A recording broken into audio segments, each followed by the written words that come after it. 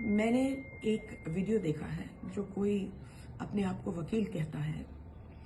उसने ये कहा है कि जो नया कानून निकला है उसमें 291 सेक्शन में ये है कि अगर आप किसी भी कुत्ते को कंबल दो या खिलाओ तो आप उसके मालिक हो गए, और फिर उसके बाद अगर कुत्ते ने किसी को काटा या किसी के पीछे भागा या कुछ भी उसकी वजह से चोट आई तो आपको जेल में डाला जा सकता है और आपको फाइन देना पड़ेगा।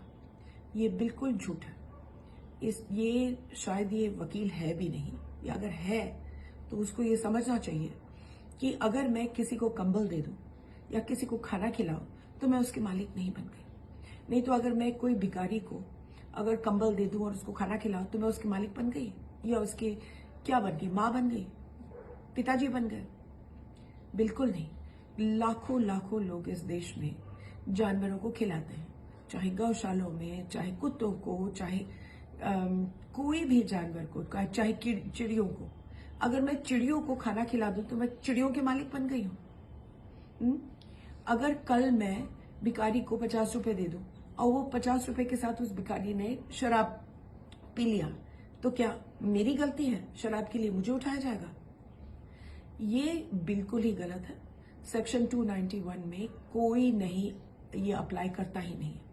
वो बहुत क्लियर सेक्शन है। वो कहता है कि अगर आप मालिक हो उस कुत्ते के, वो कुत्ता आपके घर में रहता है, आपने उसको खरीदा है या अपनाया है, अपने घर में रखते हैं, उसको लीश बांधते हैं, सब लोगों को मालूम है कि आपके पास कागज है उस कुत्ते के, और अगर उस कुत्ते ने किसी को काटा या दूसरे कुत्ते को तंग किया या कुछ ऐसे किया जिससे चोट पहुंचाए, तब जाकर के ये कानून आपके ऊपर लागू होता है।